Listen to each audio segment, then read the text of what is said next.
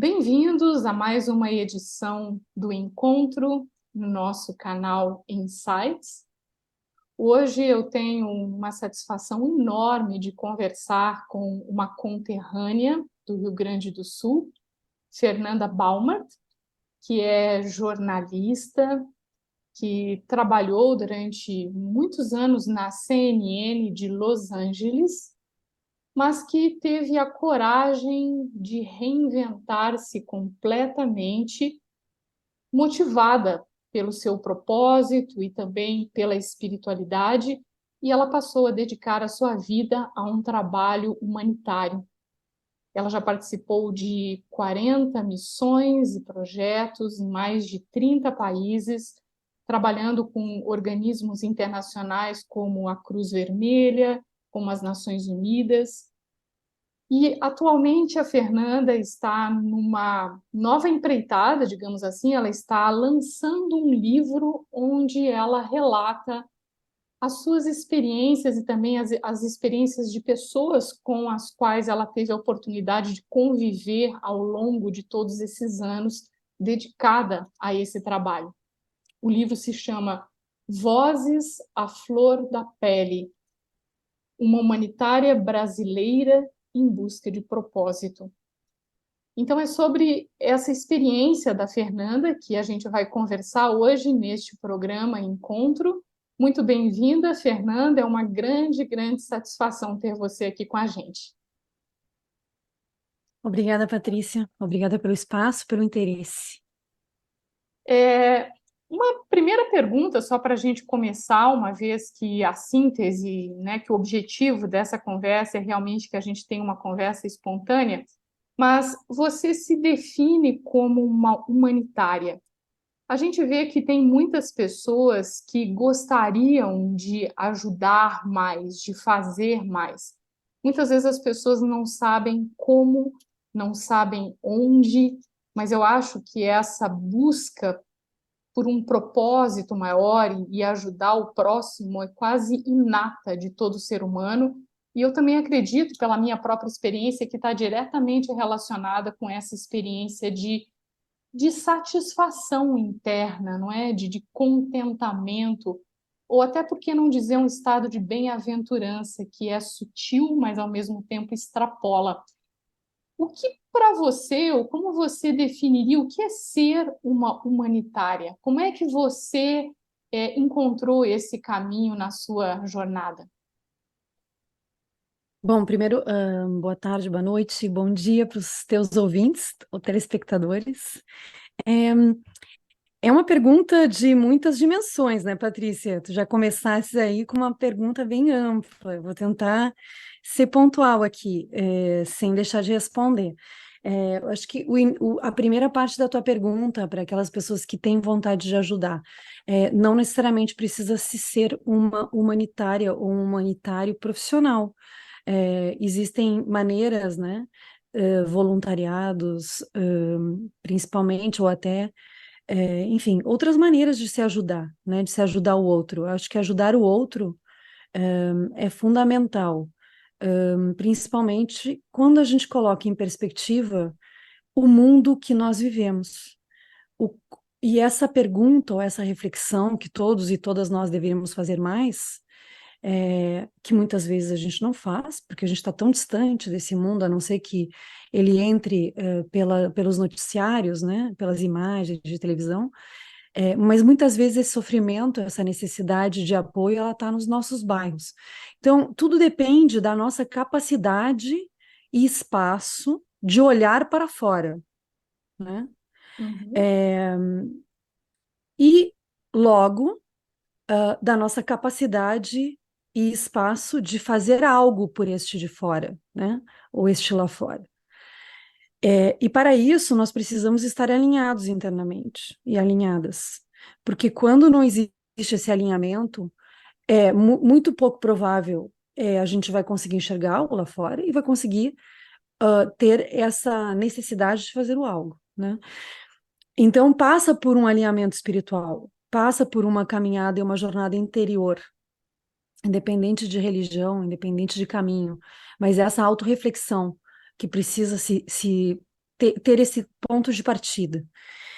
E foi justamente esse meu caminho. Em relação ao humanitarismo, aí eu vou entrar um pouco no lado profissional, porque eu fui formada, eu fiz certificações, eu tenho uma. Não, não é assim de você entrar numa missão, por exemplo, com as Nações Unidas. Você precisa ter habilidades e desenvolver as suas capacidades, que, claro, qualquer um pode fazer isso, desde que se dedique a tal.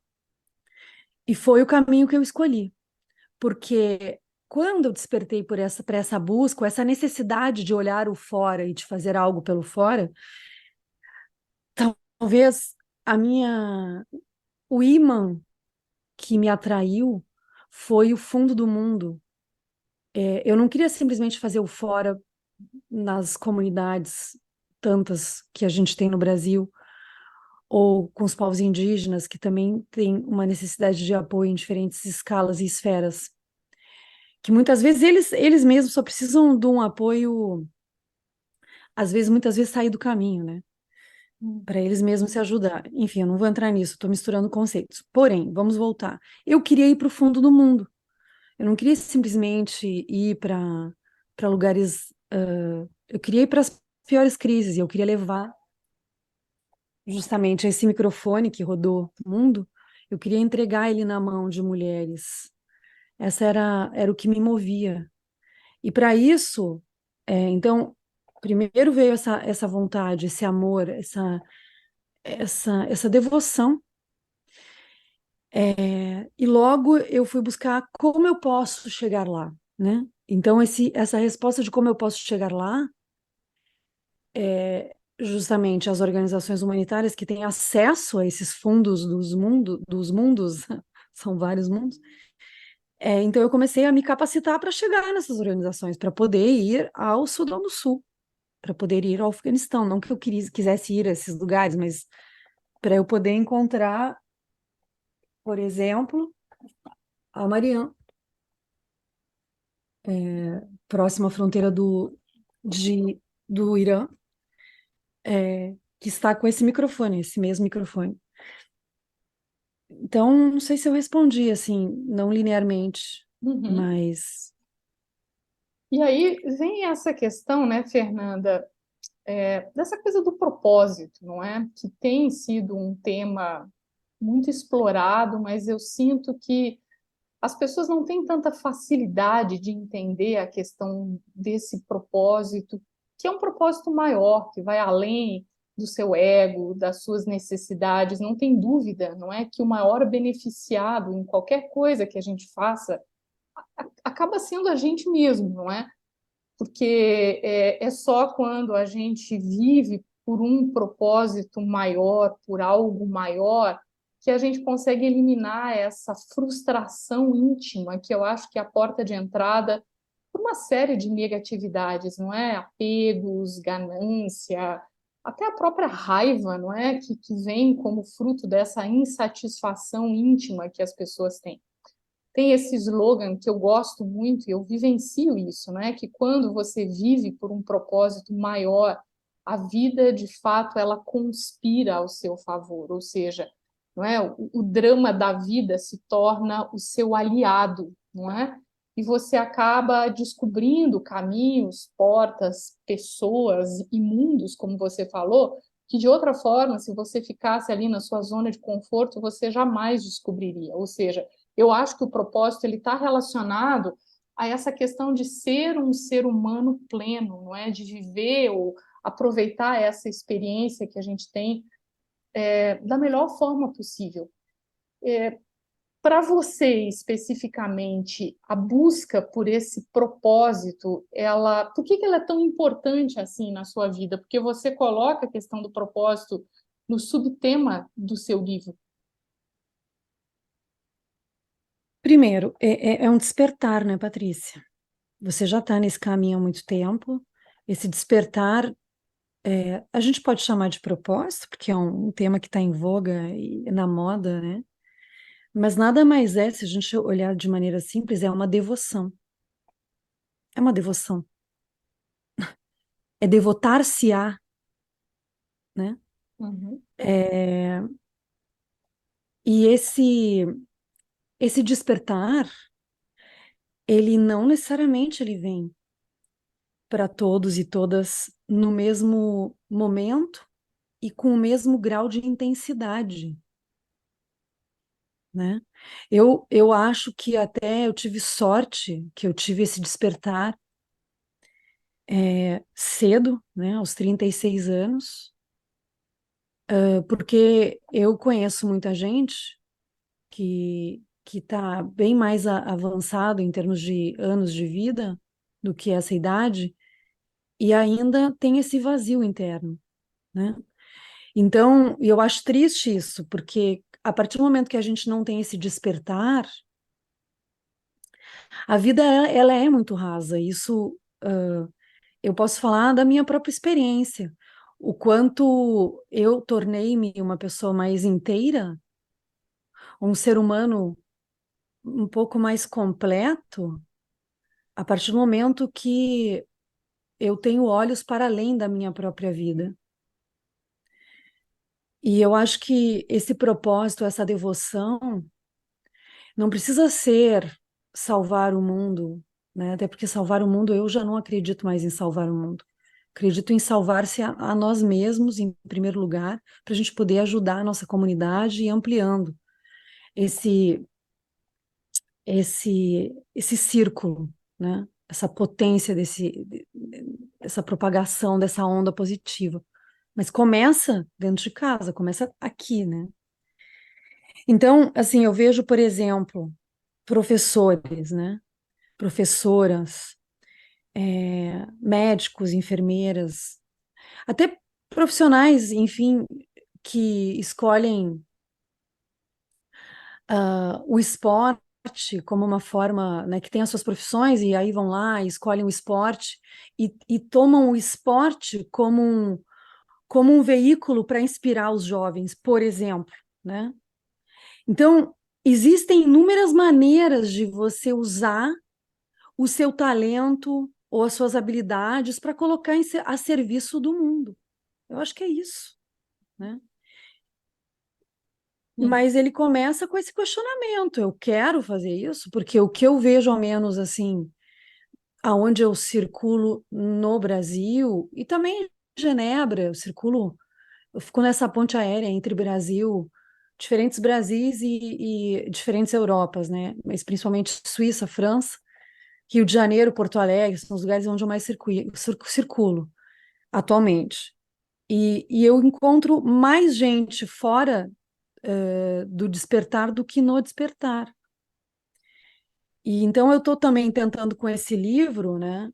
A minha intenção, até vou mostrar a capa aqui. Uhum. Minha intenção é usar essas histórias de vida e esse processo meu e também delas, como a Marianne, para plantar sementes de reflexão, mas a partir de um lugar muito real, não teórico, né?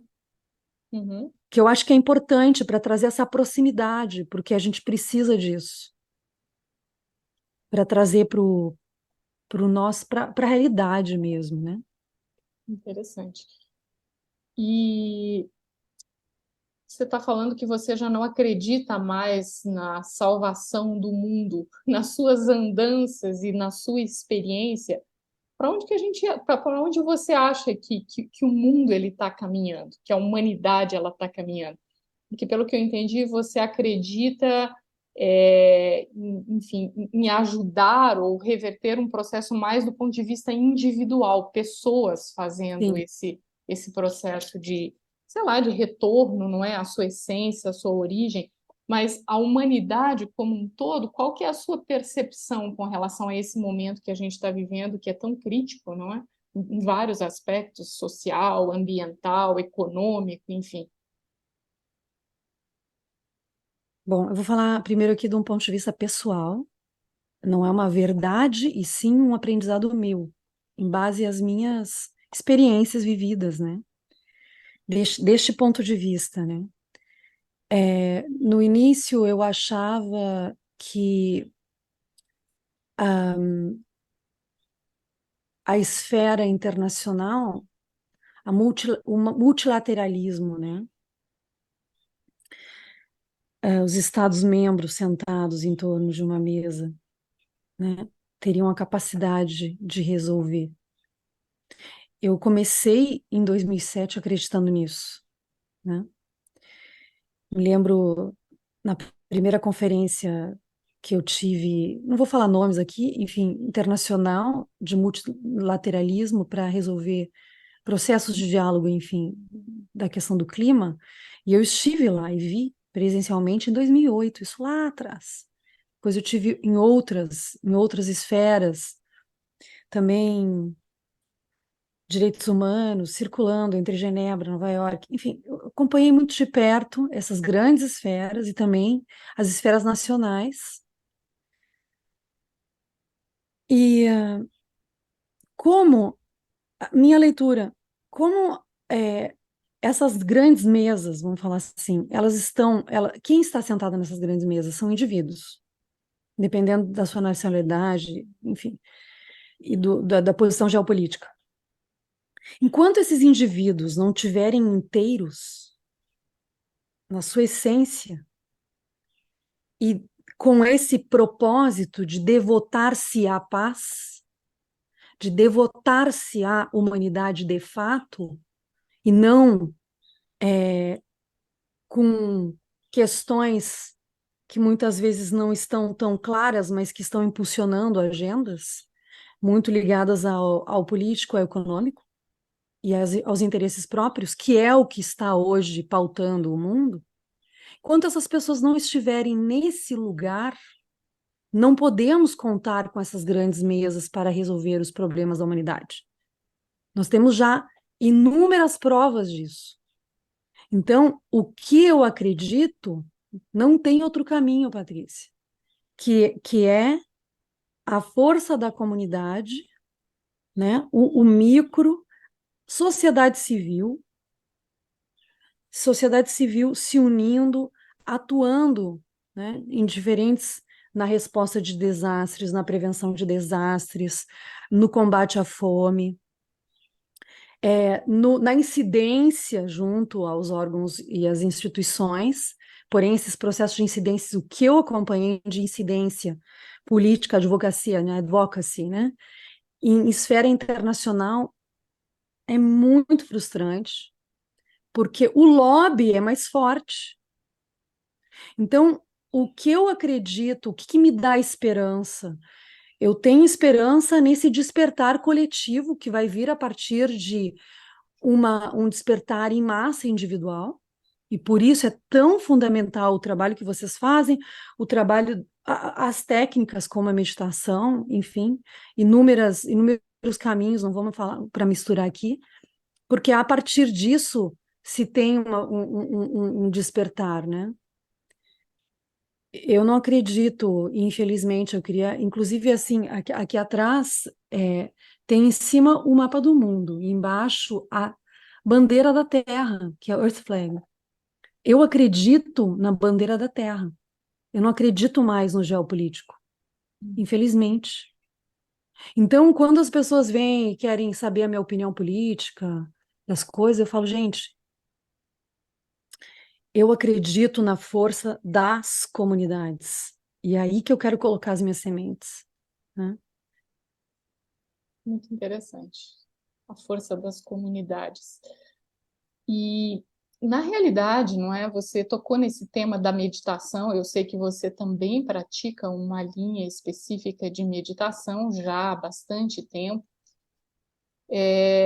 Como que você sente? Qual é o papel do silêncio interior, ou essa capacidade de calar um pouco essa voz contínua do nosso próprio ego, não é? Colocando as nossas próprias prioridades.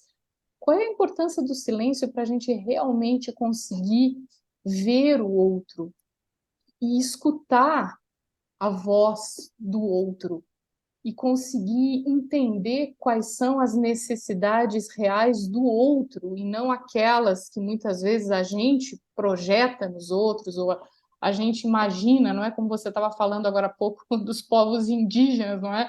Que talvez a melhor coisa seja, não é, sair do caminho. Quer dizer, como é que a gente pode, qual é a importância do silêncio para essa nossa capacidade de realmente entender o que é necessário de nós a cada momento? Somente o silêncio, de novo, né, sobre a minha perspectiva e a minha experiência pessoal, né? Não é uma pregação aqui, é um caminho único, mas o que eu aprendi, né, é que apenas o silêncio abre espaços vazios internos. E a partir desse espaço vazio interno criado, né, ou gerado, a gente tem um campo fértil para conectar com o outro. Porque não há como conectar com o outro quando se está com clutter, né? Não sei como dizer em português, é o clutter, é aquela sobrecarregado de informação, de ruídos internos, da mente que não para, né? O monkey mind, que a gente fala em inglês. Não há como conectar-se com ninguém a partir desse lugar, de forma profunda e autêntica, né? Autêntica, porque quanta gente diz que está escutando e realmente não está escutando, uma escutativa, empática, né? Não julgadora, né? Então, para mim é fundamental, assim, e eu não poderia ter conseguido, eu não acho que eu chegaria a essas conexões e essas tentativas de estabelecimento de pontes, seja com indivíduos ou com mundos, se não tivesse espaços de silêncio. E muitas vezes esses espaços de silêncio, eles geram um barulho interno muito grande. E esse barulho interno, ele é um outro barulho, é um barulho de eu tenho que fazer alguma coisa, né? E aí a gente canaliza, Como se fosse um incômodo interno, né? sem dúvida, mas é um incômodo construtivo Uhum. e que ao mesmo tempo ele vem com clareza de ação, né? Porque essa clareza, né? A imagem que eu gosto de fazer é assim, sujeira, sujeira por tudo quanto é lado. E aí a gente vai juntando, varre a sujeira e abre canais de luz, né, para estabelecer essas pontes de conexão. Uhum. E é fundamental a meditação em silêncio, também pratico a meditação em silêncio, a contemplação, né? Eu particularmente uso a natureza como esse canal também, é fundamental. E é interessante, né? Porque esses mesmos espaços vazios que você mencionava, eles, ao mesmo tempo que eles são espaços vazios, não é? Eles também são espaços de preenchimento, não é? É mais ou menos como quando o ser, de uma forma gentil e silenciosa, ele consegue se reconectar com a sua essência. E aí, nesse momento, terminam as necessidades pessoais, e aí eu me disponibilizo para o outro, não é? Exatamente porque ao me conectar com esse estado pleno, não é? Eu acredito até um estado divino internamente, você aí então silencia, e quando você silencia, você consegue se abrir. Caso contrário, também me parece, não é, Fernanda, que muitas vezes a vida das pessoas é uma busca incessante, contínua. A gente vê, por exemplo, que tem tanta gente, inclusive ansiosa hoje em dia, não é? A ansiedade tem crescido muito, a depressão também, a gente sabe dessas últimas estatísticas, mas eu vejo que muitas vezes é a própria pessoa buscando um estado interno de preenchimento. E eu tenho essa sensação de que enquanto você não toca esse preenchimento dentro de você, que é o que eu entendo como silêncio, é difícil você estar disponível para o outro, porque é como se você estivesse muito ocupada com o seu próprio preenchimento, a sua própria busca, a sua própria vida, não é? Então, eu sinto também, como você dizia, que essa questão da meditação, ela é importante para a gente conseguir se disponibilizar. Caso contrário, a gente está sempre muito ocupado conosco mesmos, não é? Sim. Não, totalmente. E dentro da minha prática budista, né, que eu pratico aí uma linha de budismo há 18 anos, em um determinado momento da minha vida, eu fui treinada pela organização a qual eu estou ligada para fazer visitas nas casas de mulheres, né? Quando eu morava no Rio, isso entre 2010 e 2015. E eu lembro que a nossa premissa, né, era para além das nossas próprias questões que todos temos, porque o drama hoje humano e de relações humanas, o drama de relações humanas, ele está presente em todos os lugares, né? Não estou dizendo que ele está presente com o mesmo nível de dor e o mesmo nível de interpretação, mas é afastar-se das nossas questões, né? E ir acolher o outro, né? Fazer esse exercício. E eu lembro que as nossas dirigentes na época elas diziam para a gente que a gente estava sendo treinada, é, é uma grande oportunidade de vocês pararem de pensar no sofrimento de vocês, nas questões de vocês e ir em busca do acolher do outro, né? Então, eu acho que isso certamente me mudou bastante, e eu sempre volto para esse ensinamento básico aí, né? E como, né, por acaso que eu tô com essa camiseta, que é o ressignificar, né? Que é o que eu aprendi voltando para o livro, né? Eu aprendi, tem 11 vozes de 11 mulheres aqui nesse livro, né? Então, a estrutura do livro por exemplo, tem a missão, vou abrir aqui na missão da Lona, missão de um campo de refugiados no Sudão do Sul, onde eu conheci a Lona, que é essa mulher que está aqui, e ela pegou o microfone e ela contou a sua história, né? Que é uma história de bastante sofrimento, mas também de bastante resiliência, não de resiliência no sentido de como ela não ficou no lugar do sofrimento, ela saiu desse lugar de vítima, porque ela disse, eu não posso ficar nesse lugar de vítima, apesar de que eu ter sofrido, ela sofreu, enfim, um estupro de gangue durante a caminhada dela do Sudão do Sul até a Uganda, acabou se infectando com HIV, a história dela é bem, bem forte, mas ela fala sobre não ficar aí nesse lugar, né? E aí, em todas as estruturas dos capítulos que eu falo, que eu coloco à luz nessas mulheres, eu tenho a lição que eu aprendi, eu trago a lição que eu aprendi com essas pessoas, essas mulheres gigantes que eu falo, né? E, e aqui eu falo, eu vou até ler um trecho, né? O impacto dela, da Lona, na minha vida foi tornar-me uma pessoa ainda mais exigente e difícil de dialogar sobre problemas pequenos diante da grandiosidade da dor presenciada, né? A Lona, ela também rompeu tabus a partir do momento que ela resolve pegar o microfone e contar sobre a sua história, mas não de um lugar de vítima, e sim de um lugar de que ela teve que se agigantar para ir além da sua história de sofrimento. Então, esse livro, eu espero, né, que ele possa plantar essas sementes em tantas mulheres ou homens jovens, independente de gênero, de transformar as suas dores em outras coisas, né?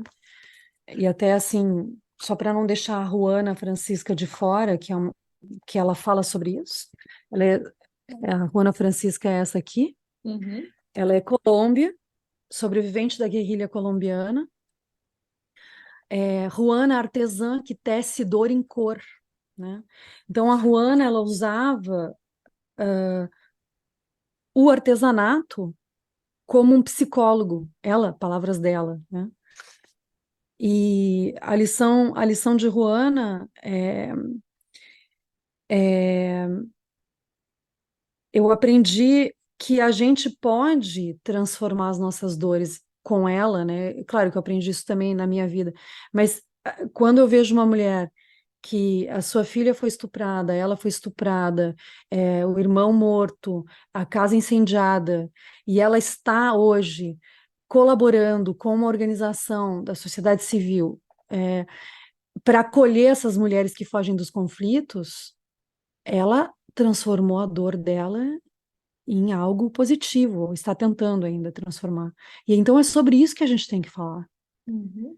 E são só mulheres, Fernanda? O trabalho que você desenvolveu ao longo de todos esses 30 anos, esse tempo todo Não, que você tem desenvolvido, a maioria das pessoas com quem você tem trabalhado são mulheres?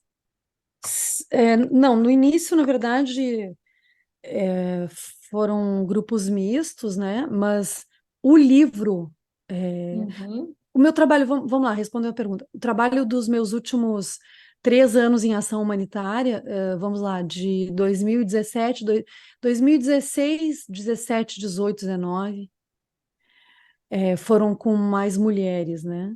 uhum, E depois eu fui para a coordenação, onde eu fui tentar entender lá nas altas esferas, né? Porque que falta para plugar essas vozes lá em cima das decisões e tornar isso em ações. Mas as mulheres, né, o que eu aprendi é que elas carregam seus filhos e suas famílias, né? Então, quando a gente ajuda a fortalecer uma mulher, a gente ajuda, na verdade, a fortalecer uma comunidade. uhum. Existem, óbvio, que exceções, existem muitos pais, né, chefes de família que não têm mais as suas mulheres, mas o que eu aprendi é que nessas situações de crise humanitária, eu tô falando, acaba caindo, os filhos acaba caindo, ou então, numa irmã, né, as mulheres que acolhem essas crianças, esses idosos, essas pessoas com necessidade especial. Então, é muito importante fortalecer o pilar dessas guerreiras, né? Porque o impacto disso vai ser muito amplo, né? E você tem mencionado sobre a importância desse microfone, não é? E você, enfim, tem todas essas fotos dessas pessoas se expressando, contando as suas histórias, e não só, não é, como você falou, as suas histórias difíceis, mas também a sua experiência de superação. Porque a gente sempre fica pensando, não é? Você vai para lugares aonde essas comunidades são completamente desprovidas de recursos em todos os níveis, não é? Então, você está falando do Sudão do Sul, enfim, não é? São pessoas que realmente têm assim um nível de carência, não é, de recursos que é imenso. E aí a pergunta é como é que alguém de fato pode tornar-se um protagonista da sua própria história e sustentar isso, sustentar esse protagonismo, mudar a sua realidade, por que não dizer a realidade até da sua família, da sua comunidade, saindo dessa situação? É a comunicação que tem um papel Sim. importante nisso, é a cooperação. Quer dizer, quais são os ingredientes que você considera fundamentais e que podem ser, quem sabe, replicados em outros contextos, não é? O que eu vi é que começa pela voz, pela sua própria voz, pelo autorreconhecimento, né? Interessante. Ou seja, a pessoa É, contar a sua história e escutar a sua própria história saindo da sua boca, alguma coisa mais ou menos assim. também, mas não só isso. Vou dar um exemplo concreto das mulheres que eu conheci também nesse mesmo campo da Lona, do Sudão do Sul. Mulheres que vivem lá há mais de 18 anos, no status de refugiadas. Então, a gente está falando de um longo tempo já, e que essas mulheres já deveriam ter um papel de liderança reconhecido pelo sistema, e pelos homens desses sistemas. E a dificuldade que elas têm de colocarem simplesmente nas reuniões de definição de prioridades dentro de um grande assentamento de refugiados, que não se chama mais de campo, quando tem 18 anos, não pode se chamar mais de campo, é um Uhum. assentamento. É, e a dificuldade ou as barreiras que essas mulheres têm que vencer para colocar a mão para cima e para que esse entorno permita que elas falem, as escutem, né? E transformem essas escutas em ação, considerem, né? Então, é o que eu ouvi de muitas delas. É,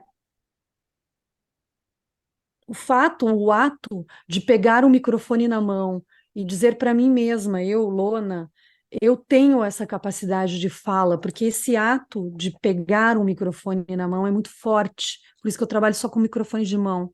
Não trabalho com microfone sem ser de mão. Porque esse ato de eu pego a minha própria pessoa, né?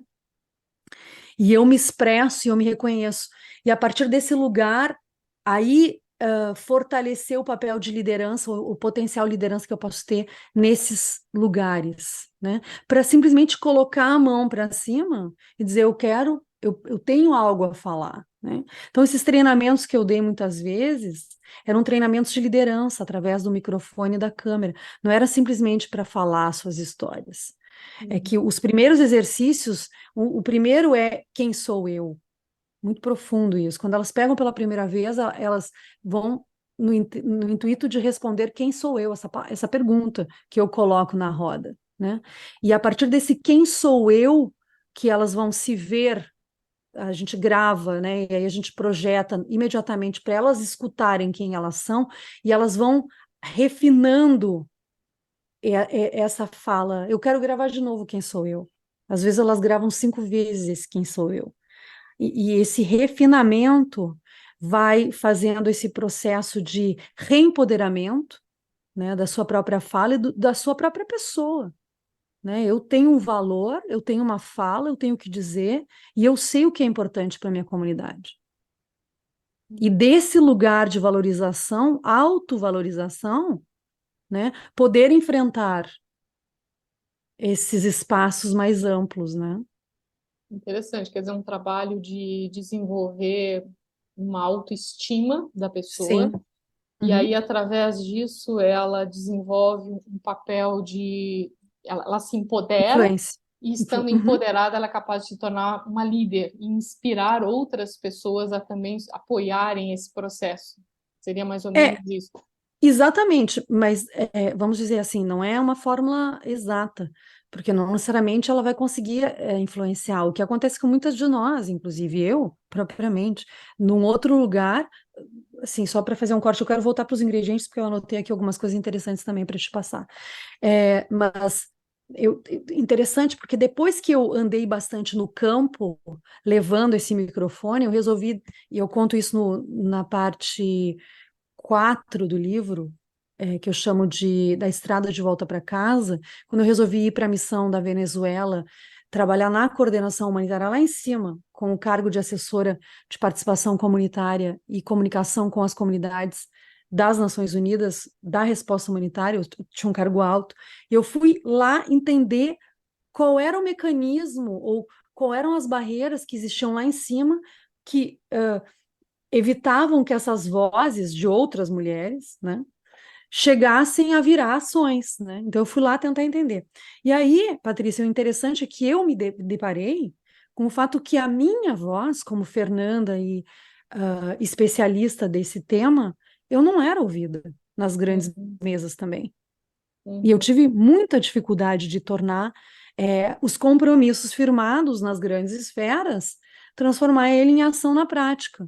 Então, na verdade, ali eu fechei o círculo, ou o ciclo de entendimento, né? De que começa pela voz. uhum. É esse processo de incidência. Então, a comunicação ela é fundamental. Agora, tem outros ingredientes também, só quero voltar para trás lá, os ingredientes que tu fizesse essa pergunta. Então, participação comunitária, né? Processos mais do que produtos, porque a gente é muito uma sociedade muito focada em produto. A gente tem que estar mais focado em processos. Uhum. Processos participativos, colaborativos, que empoderam, que dividem a liderança, né? Essa horizontalidade que eu acredito que a gente tem que caminhar como terra, É né? como que sem processo não tem resultado, não é? Não tem produto sem É, processo.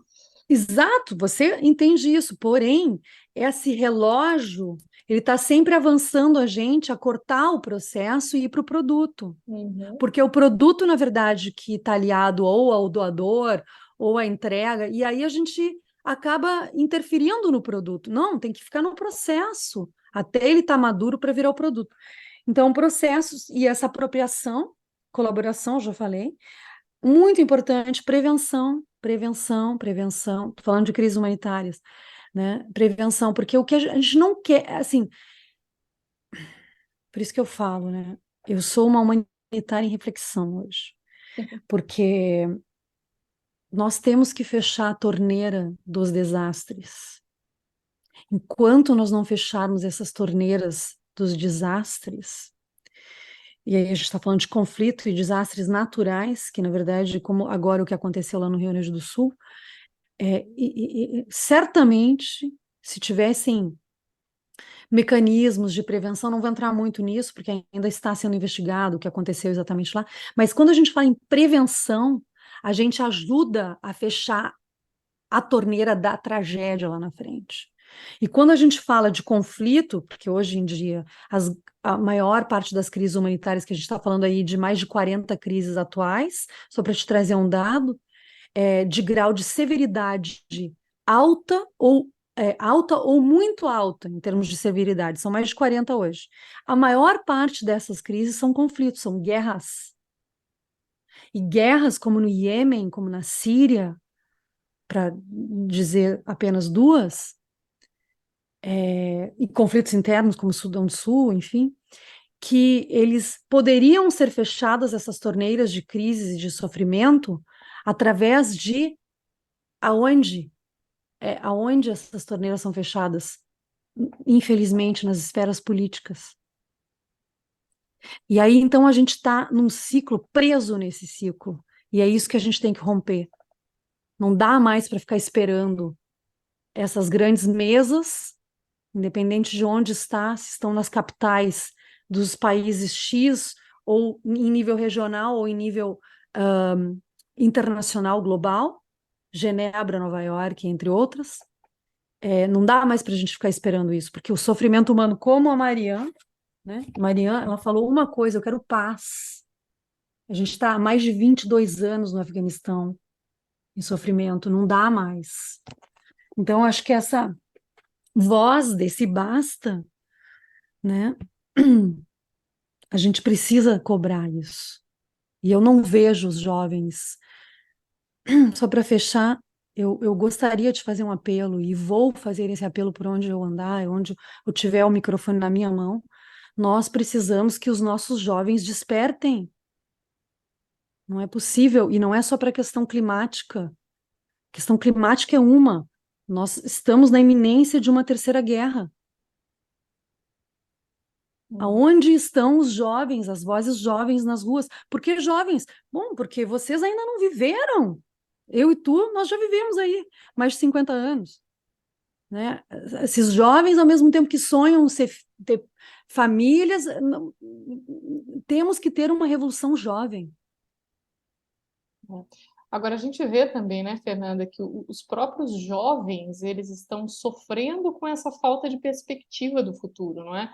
Eu acho que, às vezes, claro que não dá para generalizar de forma nenhuma, mas para muita gente, essa imobilidade ou a falta de envolvimento é como uma fuga, não é? Porque a pessoa olha para o futuro e ela, de fato, não vê muita perspectiva.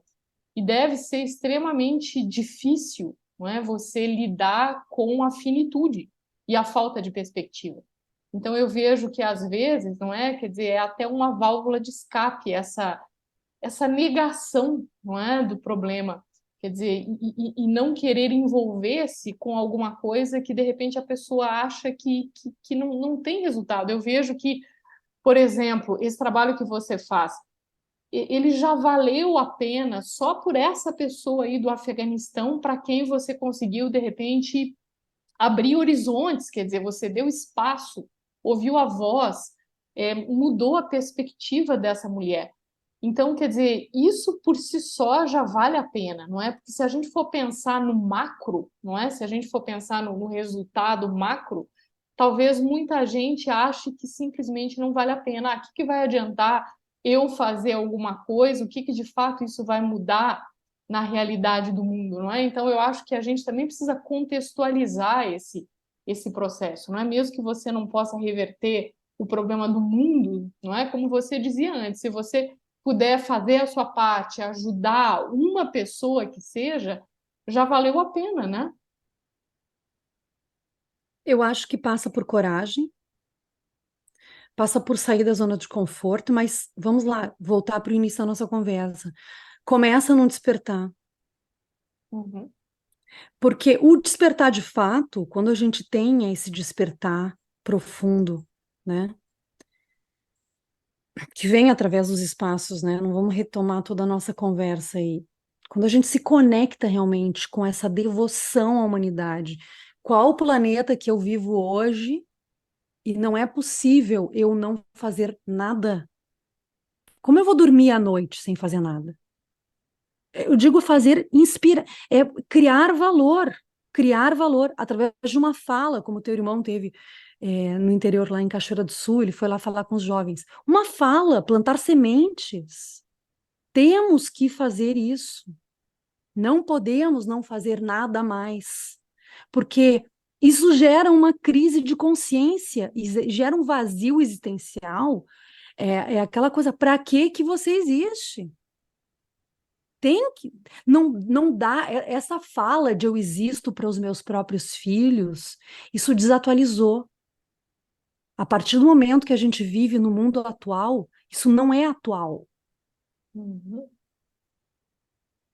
Interessante.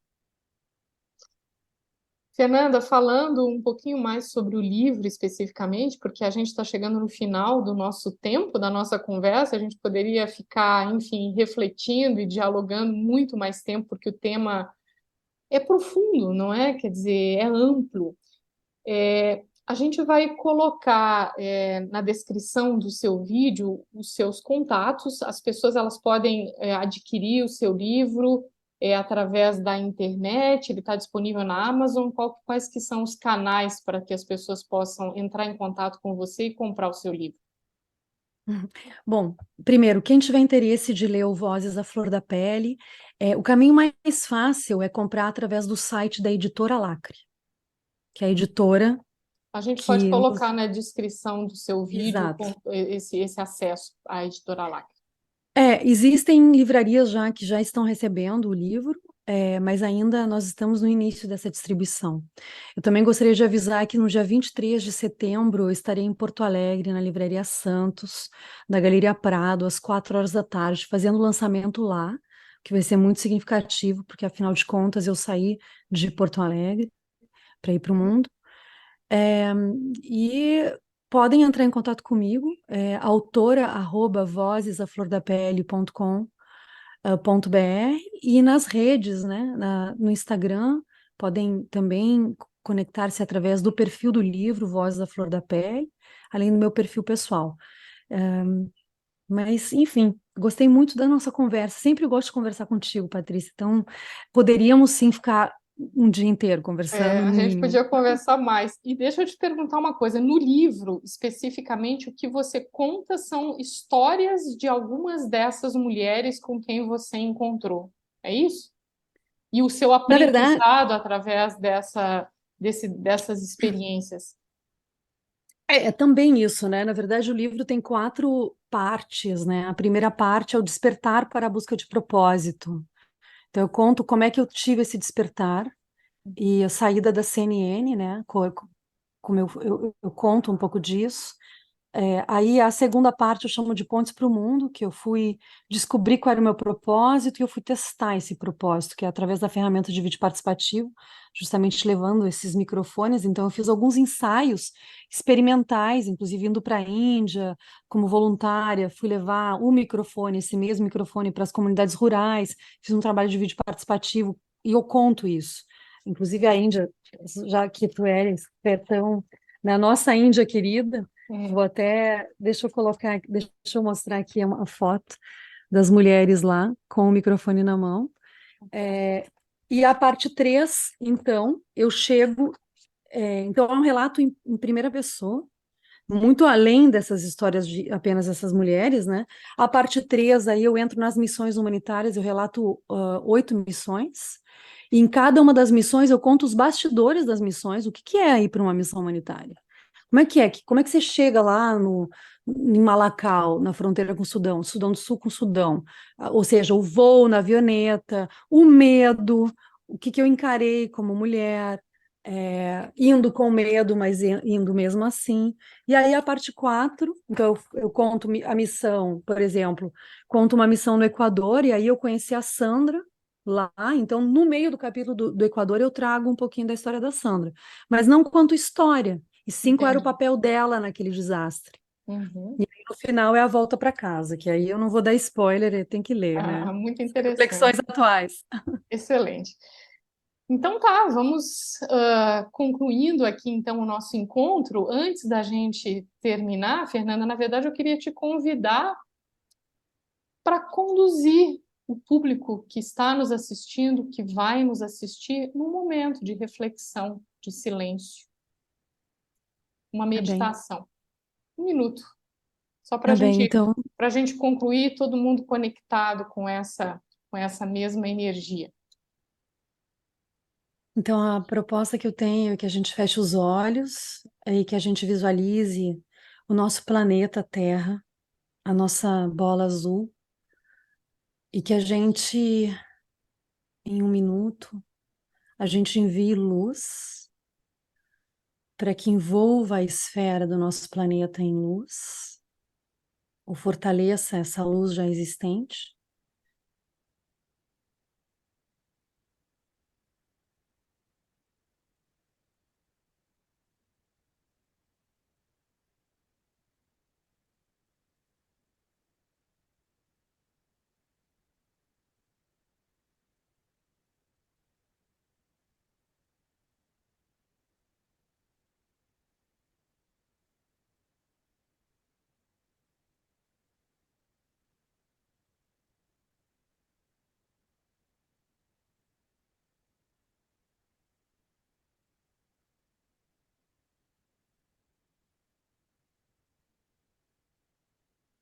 E eu acho que é algo que a gente pode fazer todos os dias em casa, onde a gente estiver.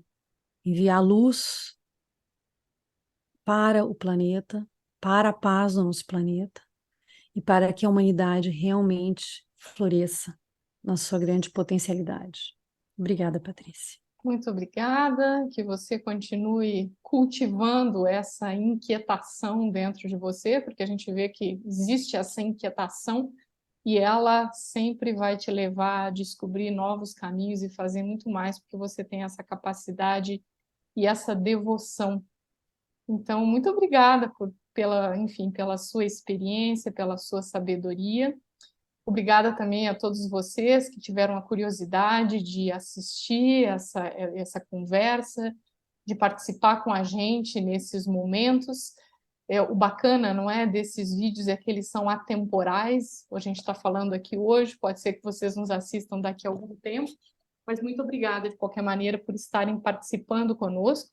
E se vocês acharam a conversa interessante, relevante, vocês podem se inscrever no nosso canal. A gente tem várias outras conversas que já foram gravadas, outras que ainda acontecerão.